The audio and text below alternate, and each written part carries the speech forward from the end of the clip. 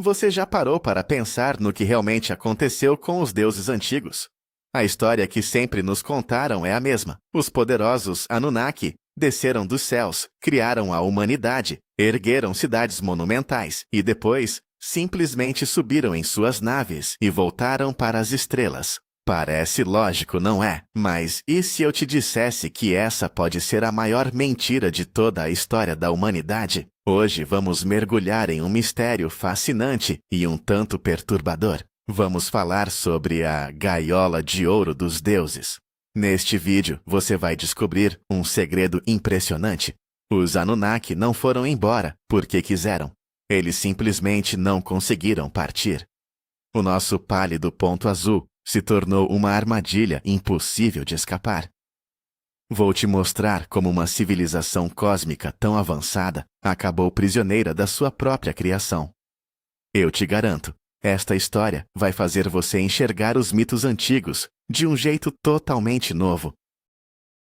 Mas antes, me conta aqui nos comentários, você acredita que alienígenas realmente visitaram a Terra no passado? Ou acha que são apenas lendas? Vamos debater sobre isso. Agora, fique confortável, feche os olhos e vamos viajar para um passado muito distante. Para entender essa história, precisamos voltar centenas de milhares de anos. Vamos olhar para os textos sumérios, os registros escritos mais antigos do nosso planeta. Eles falam de Nibiru, um mundo massivo que viaja em uma órbita extremamente longa e elíptica. Seus habitantes se chamavam Anunnaki, um nome que significa, literalmente, aqueles que do céu à terra vieram. Os sumérios os descreviam como gigantes que detinham tecnologias e conhecimentos além da nossa compreensão. Segundo as lendas, o planeta natal deles, Nibiru, enfrentava uma catástrofe terrível. Sua atmosfera estava desaparecendo e a vida de toda aquela civilização estava por um fio. Os cientistas Anunnaki encontraram apenas uma salvação: pulverizar partículas finíssimas de ouro em sua atmosfera. Esse escudo dourado seria capaz de refletir a radiação e manter o calor do planeta. O problema é que em Nibiru quase não restava mais ouro. Eles foram obrigados a buscar esse metal precioso no espaço, e o destino escolhido foi o nosso jovem planeta. A Terra estava repleta de veios de ouro. Foi assim que começou a grande expedição. Aqueles seres não vieram para cá para serem reis ou deuses. Eles chegaram como mineradores desesperados. Vamos começar do princípio. Imagine a chegada da primeira expedição Anunnaki. Isso aconteceu há cerca de 400 mil anos, em uma terra que era um mundo selvagem e completamente inóspito. Aqueles deuses não vieram para construir resorts ou palácios luxuosos. O que eles ergueram aqui foi um campo de trabalho brutal. Para eles, o nosso planeta era apenas uma base de recursos bruta e hostil. Pense nisso como as plataformas de petróleo que construímos hoje no meio de oceanos gelados. Ninguém quer morar nesses lugares para sempre. Você vai, extrai o que precisa e sai de lá o quanto antes. Essa missão era liderada pelo sábio Enki, um cientista e engenheiro brilhante. Sob o seu comando, os deuses desceram às profundezas das minas africanas. O trabalho era excruciante, lama, escuridão e perigo constante.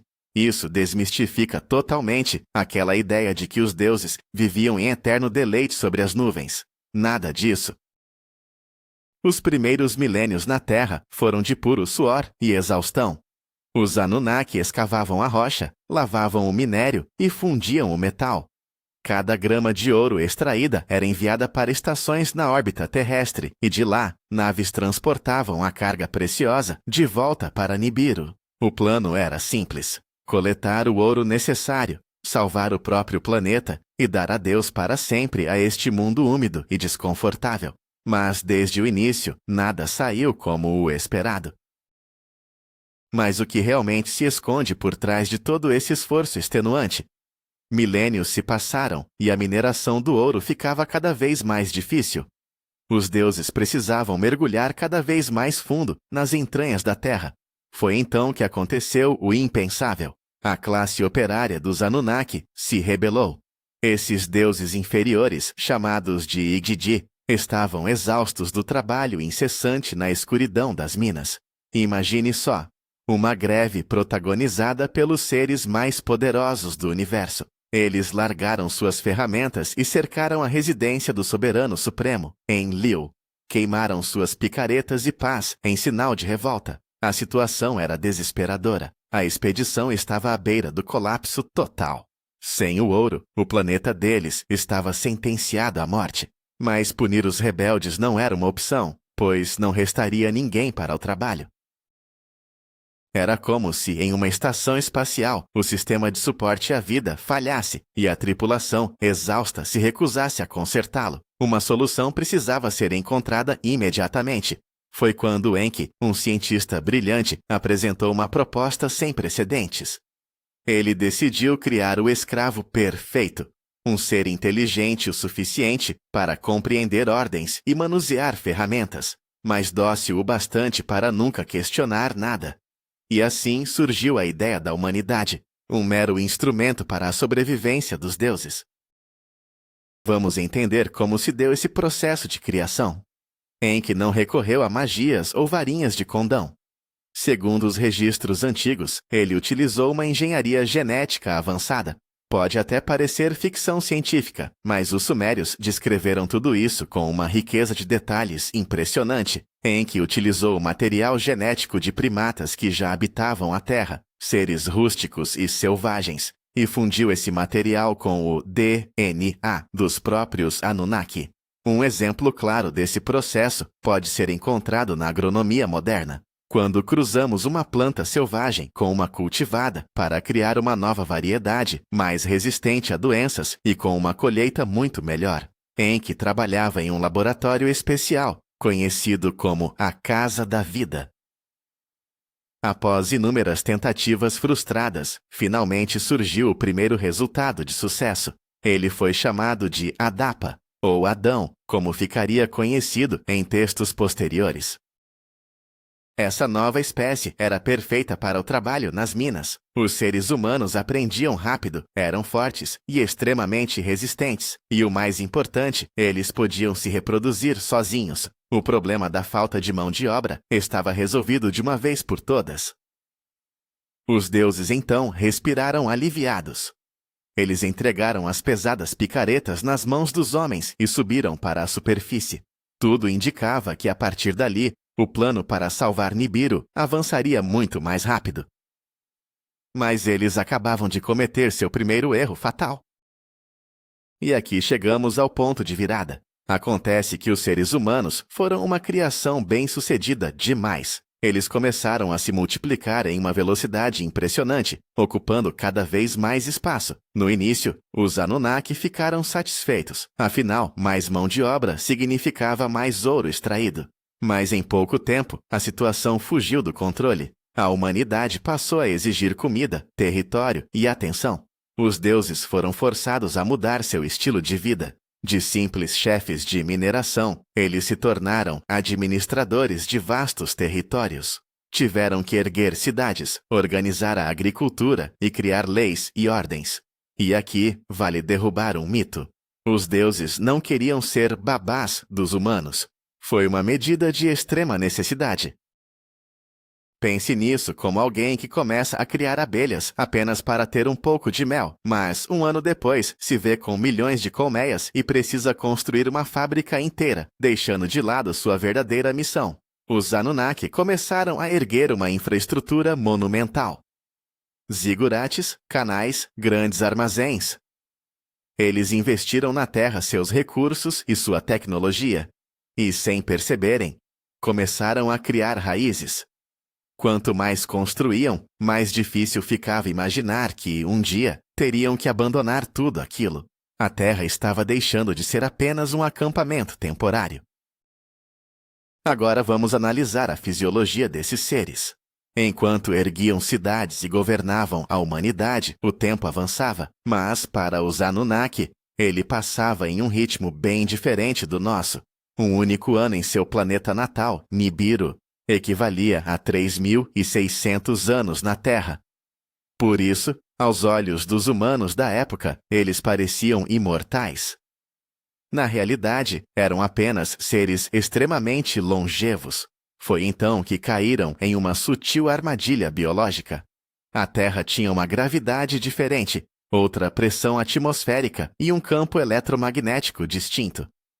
Seus organismos começaram, lenta mas implacavelmente, a se adaptar ao nosso ambiente. É algo semelhante ao que acontece com astronautas. Após longos períodos no espaço, eles perdem massa muscular e densidade óssea.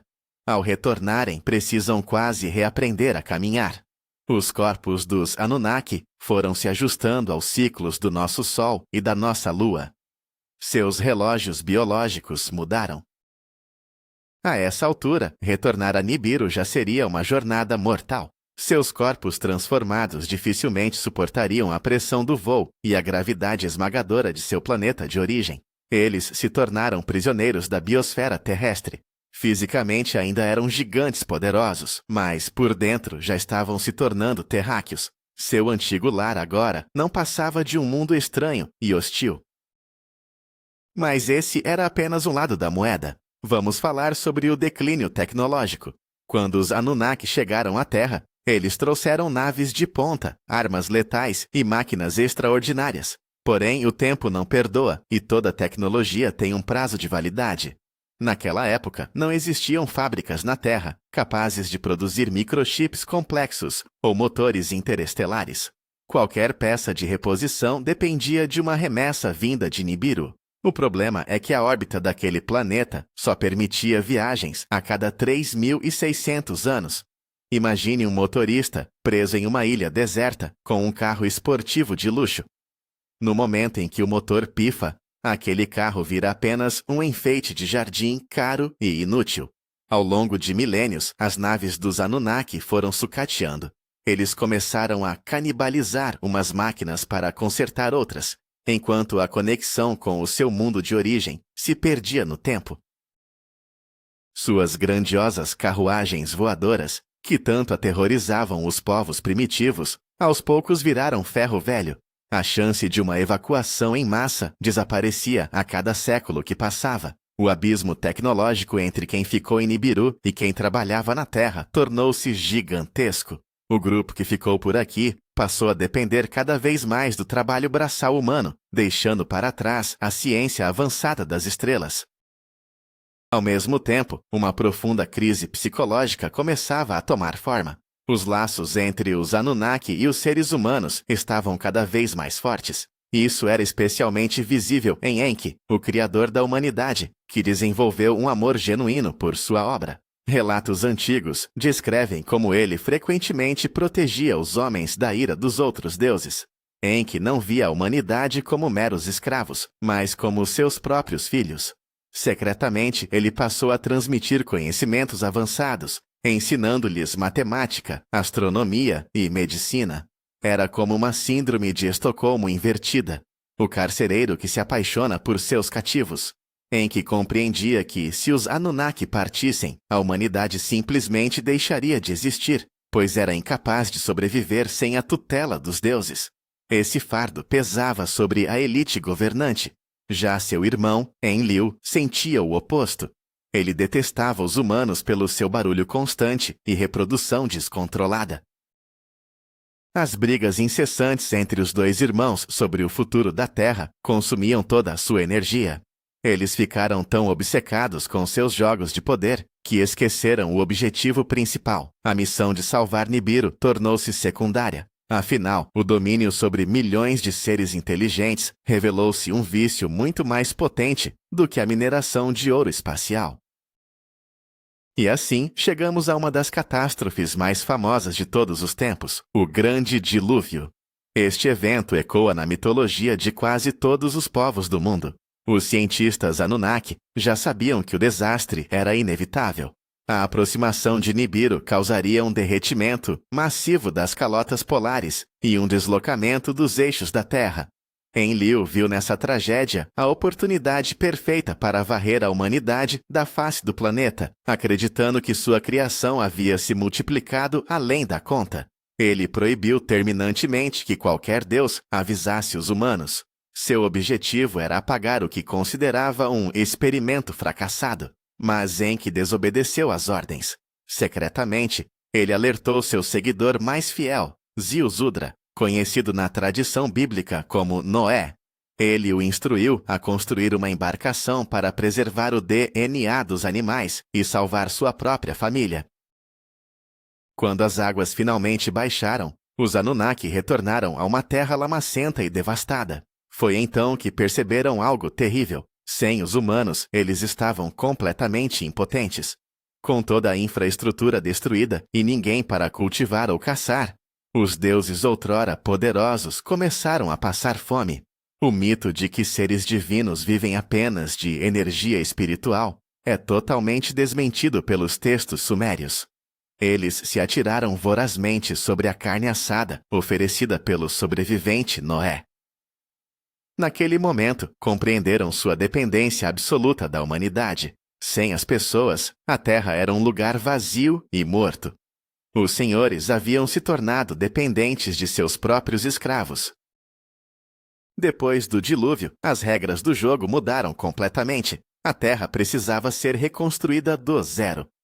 Os Anunnaki decidiram então dividir o planeta em zonas de influência, fundando novos centros de civilização na Mesopotâmia e nos vales do Nilo e do Indo.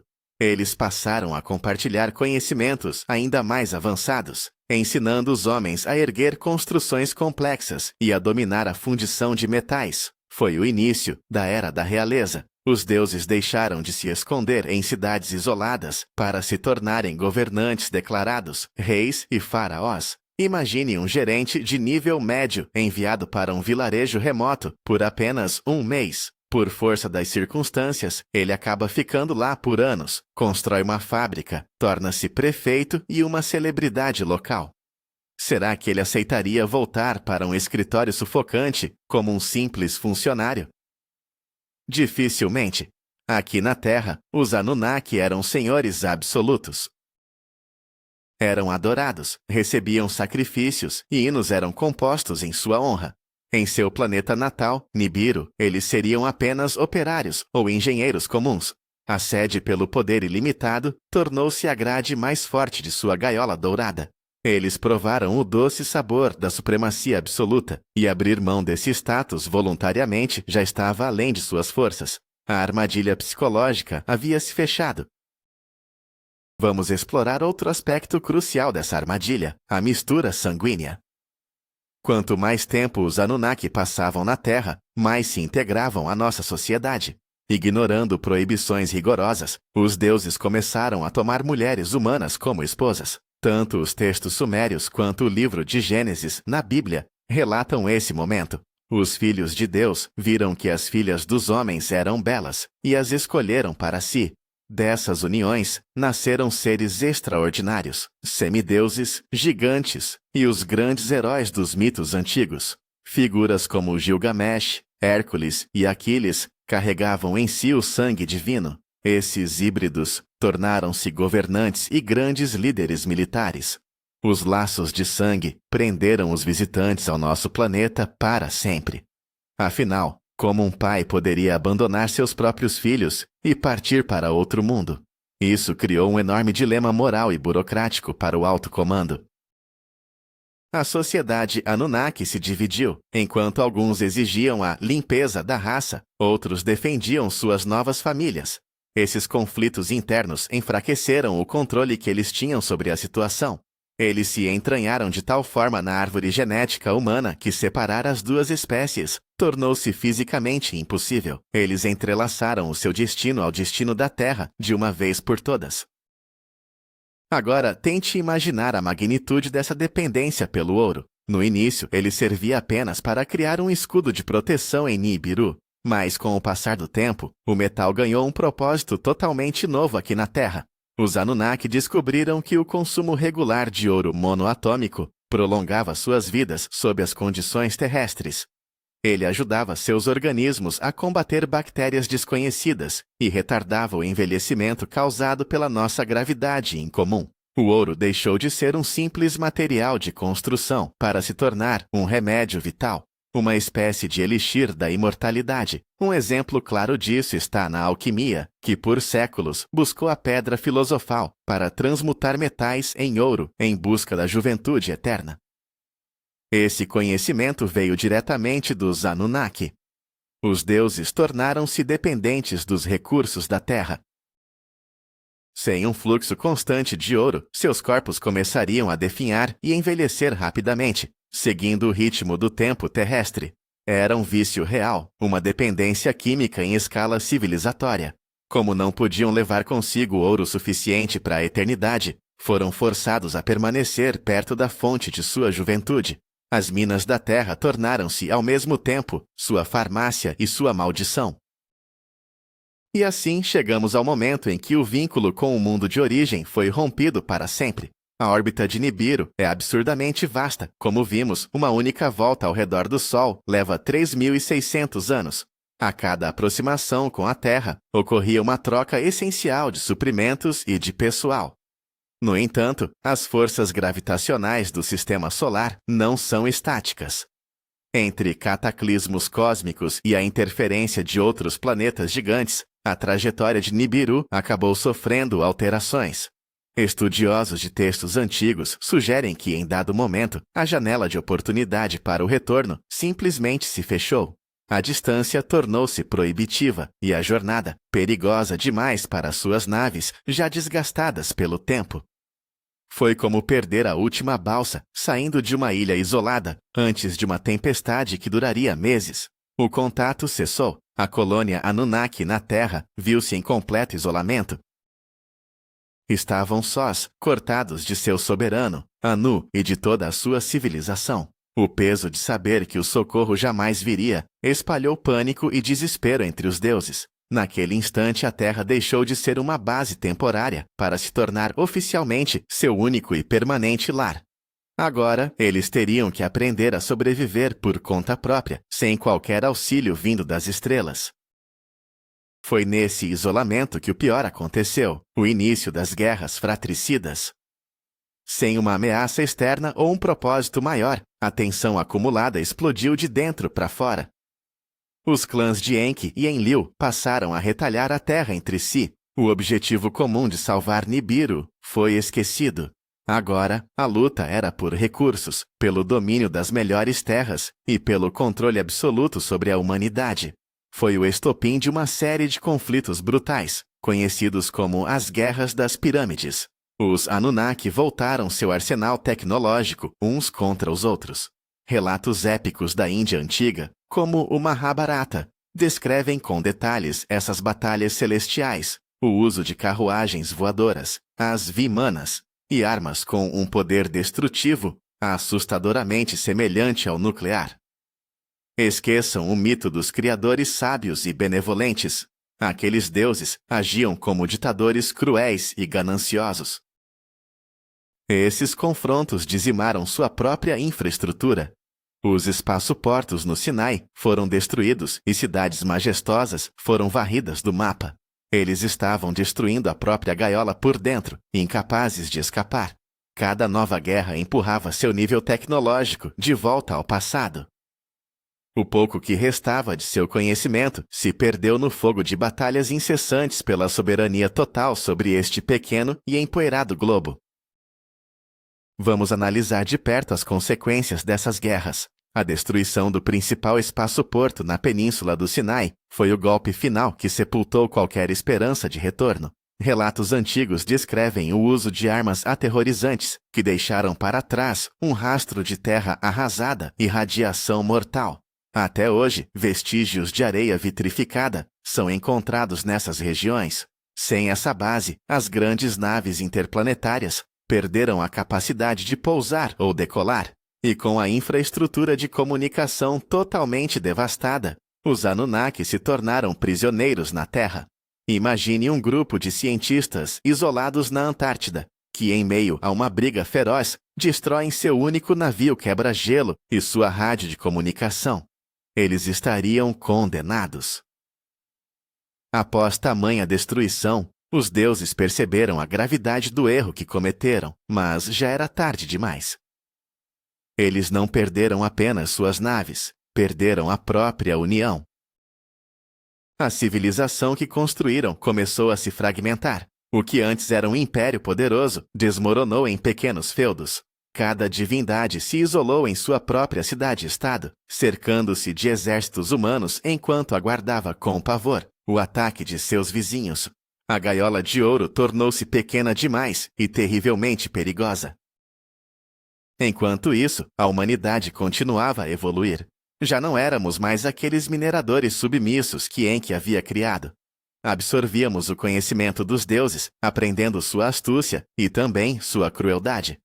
O homem passou a erguer exércitos, a desenvolver cultura e ciência. A população da Terra já chegava aos milhões, enquanto os Anunnaki de sangue puro não passavam de algumas centenas. Os deuses se viram em absoluta minoria em seu próprio planeta. Para manter o controle, foram forçados a adotar táticas de dominação oculta. Começaram a se esconder atrás dos muros de templos impenetráveis e criaram a instituição do sacerdócio. Os sacerdotes tornaram-se os únicos intermediários entre o divino e o povo comum. Apenas esses escolhidos podiam se comunicar com os Anunnaki e transmitir sua vontade aos reis. Este é o exemplo perfeito de um império decadente, tentando manter as aparências. Quando não se tem mais a força real para governar as massas, cria-se uma aura de mistério e medo. Os deuses passaram a se projetar como entidades espirituais invisíveis. Assim, a presença física desses seres foi desaparecendo do cotidiano, sendo substituída por rituais e pela fé cega. A gaiola estava sendo banhada a ouro pela religião. Vamos mergulhar na psicologia por trás dessa decadência, como deve ser a sensação de ser um gigante imortal que, aos poucos, vê sua força e seu poder se esvaírem. As Lamentações Sumerianas, obras literárias marcantes daquela época, transbordam a melancolia e o luto dos deuses por suas cidades devastadas. Os Anunnaki estavam envelhecendo. Sim, eles viveram por milênios, mas a biosfera terrestre começou a cobrar seu preço. Sem o suprimento regular dos elixires de Nibiru, seus organismos começaram a falhar. Seus corpos enfraqueceram, tornando-os vulneráveis às doenças da Terra. O mito da invulnerabilidade divina desmoronava diante dos olhos de seus próprios sacerdotes. Os deuses começaram a morrer, uma morte real e física. As tumbas de grandes governantes da antiguidade, onde esqueletos gigantescos e artefatos bizarros são encontrados, podem ser o descanso final desses primeiros colonizadores. O pavor da morte, algo que eles mesmos gravaram no DNA humano para nos manter sob controle, agora os consumia. Eles perceberam que seus ossos repousariam para sempre no solo que um dia chamaram com desprezo de mina de lama. Foi o castigo mais amargo para a sua própria arrogância. E é assim que testemunhamos a transformação definitiva da sociedade. Os Anunnaki perceberam que seu tempo estava se esgotando. Para preservar seu legado, eles precisavam transferir o poder totalmente para as mãos dos homens, mas não de homens comuns, e sim daqueles híbridos, os descendentes de linhagens mistas. Eles estabeleceram o conceito do direito divino dos reis. Para reivindicar o trono, o governante deveria provar sua conexão direta com os deuses antigos. Todo o poder, toda a riqueza e os conhecimentos ocultos foram entregues a dinastias reais fechadas.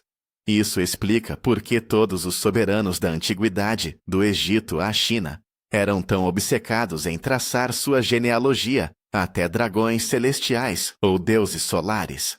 Os deuses recuaram para as sombras, tornaram-se conselheiros secretos, titereiros ocultos manipulando os fios da história humana. Eles trocaram suas naves espaciais por salas escuras em complexos subterrâneos e arquivos sigilosos. Criaram um sistema projetado para servi-los mesmo após seu desaparecimento físico. A gaiola de ouro dos deuses transformou-se em uma matriz invisível que envolveu toda a humanidade. Mas fica a pergunta: onde foi parar toda aquela tecnologia avançada? Por que não encontramos motores antigravitacionais ou canhões de laser por aí? A resposta está no próprio processo de decadência. A tecnologia não sobrevive sem uma base de produção. Quando o último comunicador parou de funcionar, ele foi desmontado para virar adornos brilhantes. Quando a última bateria descarregou, aquele dispositivo complexo se tornou apenas um pedaço estranho de metal que passou a ser adorado. Sem compreender como os mecanismos funcionavam, o homem transformou a ciência em magia e manuais técnicos em orações. O culto à carga é o exemplo perfeito disso. Na Segunda Guerra Mundial, americanos montaram bases em ilhas do Pacífico e lançavam mantimentos de aviões para os nativos. Quando a guerra acabou e os aviões sumiram, os nativos passaram a construir réplicas de palha das aeronaves e a marchar com fuzis de madeira, esperando que os deuses voltassem com mais comida enlatada. Da mesma forma, a humanidade passou eras imitando os gestos dos Anunnaki, sem entender o propósito por trás deles. O que sobrou da tecnologia dos deuses apodreceu com o tempo, foi derretido para forjar espadas, ou acabou escondido nas profundezas da terra, bem longe de olhos ignorantes. Com o tempo, os nomes de figuras reais se apagaram. Enki, Enlil e Ishtar tornaram-se meros símbolos, forças da natureza, constelações no céu noturno. A saga de uma expedição de mineradores desesperados transformou-se em dogmas religiosos complexos sobre a criação do mundo em 7 dias e o castigo dos pecadores. Os Anunnaki perderam o que tinham de mais precioso, sua verdadeira história. Tornaram-se prisioneiros não apenas da gravidade terrestre, mas da memória humana. Reescrevemos o passado deles da maneira que nos era mais conveniente. Transformamos engenheiros em magos e generais em demônios.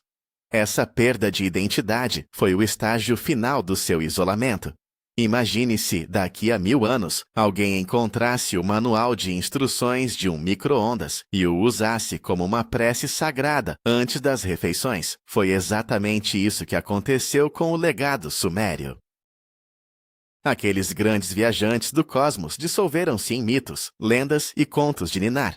O sangue deles corre em nossas veias, e sua arquitetura sustenta a base das nossas primeiras cidades. Mas eles próprios desapareceram sem deixar rastro, sufocados pela atmosfera do planeta que um dia tentaram conquistar. O mais fascinante de toda essa história é que a prisão que eles construíram acabou se tornando perfeita. Nela não havia grades de ferro. Suas paredes foram erguidas com o apego, o poder, os laços genéticos e o declínio de sua própria tecnologia. Os deuses Anunnaki vieram em busca de ouro para salvar o seu próprio mundo, mas, no fim das contas, acabaram trocando o seu destino pelas riquezas da Terra. Conquistaram o domínio sobre as mentes de milhões, mas perderam o caminho para as estrelas. A Terra, esse minúsculo grão de areia nos confins da galáxia, foi capaz de digerir e assimilar uma civilização espacial avançada. Eles nunca conseguiram partir, porque a Terra os consumiu por inteiro. O planeta transformou seus corpos, anuviou suas mentes e os prendeu com correntes invisíveis. Aqueles que chegaram como senhores tornaram-se prisioneiros eternos. E talvez, no fundo do código genético de alguns de nós, ainda pulse uma saudade silenciosa de Nibiru, aquele mundo gélido e distante do qual jamais voltaremos a recordar. Um segredo trancado a 7 chaves, bem aqui, dentro do nosso próprio DNA. Eis a reviravolta surpreendente que se esconde por trás dos mitos antigos que tanto conhecemos. O clímax desta história é que nós somos essa própria gaiola dourada. A humanidade, criada para ser apenas uma ferramenta submissa, acabou se tornando a âncora que prendeu os deuses à Terra. O ouro não era apenas o metal necessário para salvar o planeta Nibiru. Ele se tornou o símbolo da dependência, da ganância e da sede pelo poder absoluto. Os Anunnaki perderam suas naves, esqueceram sua tecnologia e se dissolveram em nosso mundo, restando apenas como poeira nas páginas das tábuas sumérias esquecidas. Eles construíram cidades para nós, mas, no fim, construíram a própria prisão. Encerramos aqui o relato de uma era grandiosa, onde uma inteligência superior foi vítima de suas próprias ambições e da gravidade terrestre. Muito obrigado por assistir até o final e por me acompanhar nesta jornada pelos segredos do mundo antigo. Se você gostou dessa história, não esqueça de se inscrever no canal, deixar o seu like e ativar o sininho de notificações. E eu tenho uma pergunta para debatermos. Se os Anunnaki tivessem conseguido partir e levar sua tecnologia, que rumo a humanidade teria tomado? Teríamos continuado como tribos selvagens, ou teríamos criado uma civilização completamente diferente? Deixe sua opinião nos comentários. Vou adorar ler o que você pensa.